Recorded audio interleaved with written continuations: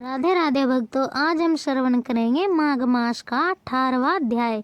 कथा श्रवण करने से पहले हमारा YouTube चैनल सब्सक्राइब और वीडियो को लाइक जरूर करें। तो चलिए कथा श्रवण करते हैं। श्री वशिष्ठ ऋषि कहने लगे, हे राजन, मैंने दत्तात्रेय जी द्वारा कहा माघ मास महत्व कहा। अब माघ मास के स्नान का फल सुनो।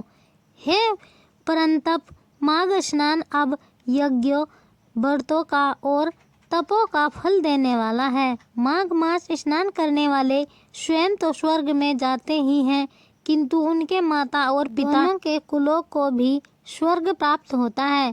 जो माघ मास में सूर्योदय के समय नदी आदि में स्नान करता है, उसके माता पिता के 7 कुलों की पीढ़ी स्वर्ग को प्राप्त होती है। माघ मास में स्नान करने वाले दुराचारी और कुकर्मी मनुष्य भी पापों से मुक्त हो जाते हैं और इस माघ में हरि का पूजन करने वाले पाप समुदाय से छूटकर भगवान के सदृश शरीर वाले हो जाते हैं। यदि कोई आलस से भी माघ में स्नान करता है, उसके भी सब पाप नष्ट हो जाते हैं। जैसे गंधर्व कन्याएं राजा के श्राप से भयंकर कल को भोगती हुई लोमस ऋषि के वचन से माघ में स्नान करने से पापों से छूट गई। यह वार्ता सुनकर राजा दिलीप विनय से पूछने लगा कि गुरुदेव, ये कन्याएं किसकी थी? उनको कब और कैसे श्राप मिला? उनके नाम क्या थे? ऋषि के वाक्य से कैसे श्राप मुक्त हुई और उन्होंने कहाँ पर स्नान किया?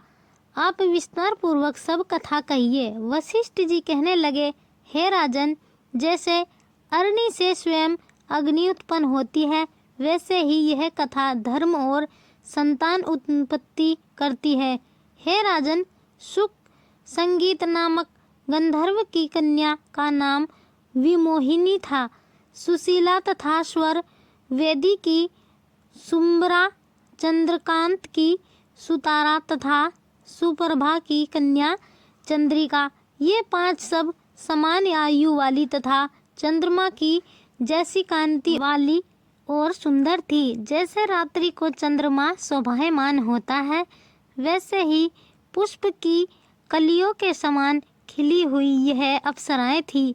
ऊंचे पयोधर वाली पहानी, वैशाख मास की कामिनी यौवन दिखाती हुई नवीन पत्तों वाली लता के सदृश, गोरे रंग सोने के सदृश चमकती हुई और सोने के अलंकारों से सुशोभित सुंदर वस्त्र धारण करे हुए, अनेक प्रकार के गाने और वीणा तथा बांसुरी तथा दूसरे बाजे बजाने में प्रवीण और ताल स्वर तथा नृत्य कला में निपुण थी। इस प्रकार वे कन्याएं क्रीड़ा करती हुई कुबेर के स्थान में विचरती थी। एक समय कौतुक वश माघ मास में एक वन से दूसरे वन में विचरती हुई मंदिर के पुष्प तोड़कर सरोवर पर गौरी पूजा के लिए गई। स्वच्छ जल के सरोवर में स्नान करके वस्त्र धारण कर मौन हो बालू मिट्टी की गौरी बनाकर चंदन कपूर कुमकुम और सुंदर कमलों से उपचार सहित पूजन करके ये 5 कन्याएं ताल नृत्य करने लगी। फिर ऊंचे कांधार स्वर में सुंदर गीत गाने लगी। जब ये कन्याएं गाने और नाचने में लीन थी, तो उस अछोदक नामक उत्तम तीर्थ में वेद निधि नाम के मुनि के पुत्र अग्निप ऋषि स्नान को गए। वह युवा ऋषि सुंदर मुख, कमल दृश्य नयन, विशाल छाती, सुंदर भुजाओं वाला, दूसरे कामदेव के समान था। शिखा सहित दंड लिए, मर्ग चर्म ओढ़े, यज्ञोपवीत धारण किए हुए था।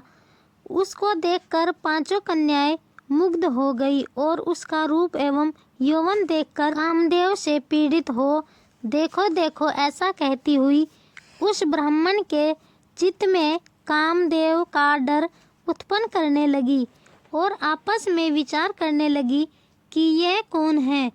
रति रहित होने से कामदेव नहीं, एक होने से अनिविश कुमार नहीं, यह कोई गंधर्व या किन्नर या काम रूप धारण कर कोई सिद्ध या किसी ऋषि का श्रेष्ठ पुत्र या मनुष्य है। कोई भी हो, ब्रह्मा जी ने इसको हमारे लिए बनाया है। जैसे पूर्व कर्म के प्रभाव से संपत्ति प्राप्त हुई है, वैसे ही गौरी जी ने हम कुमारियों के लिए श्रेष्ठ वर दिया है। और आपस में यह तुम्हारा वर है या मेरा अथवा सबका, ऐसा कहने लगी। जिस समय उस ऋषि पुत्र ने अपनी मंद्यान्ह की क्रिया करके ऐसे वचन सुने तो वह सोचने लगा कि यह तो बड़ी समस्या उत्पन्न हो गई। ब्रह्मा, विष्णु, महेश आदि देवता तथा बड़े योगेश्वर भी ऋषियों के भ्रम जाल में मोहित हो गए हैं। इनके तीक्ष्ण बाणों से किसका मन रूपी हिरण घायल नहीं हो सकता। जब तक नीति और बुद्धि रहती है तब तक पाप से भय रहता है। जब तक तप की गंभीरता रहती है, यम विधि का पालन होता है, तब तक मनुष्य स्त्रियों के काम रूपी बाणों से बिंगा नहीं जाता। यह मुझे उन्मत्त और मुग्ध कर रही है।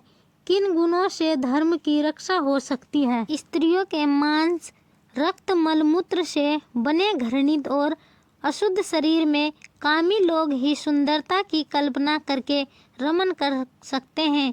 शुद्ध बुद्धि वाले महात्माओं ने स्त्रियों के पास रहना कष्टकारक कहा है। सो जब तक यह पास आवे, घर चले चलना चाहिए। अतः जब तक वह उसके पास आई, वह योग बल से अंतर्ध्यान हो गया।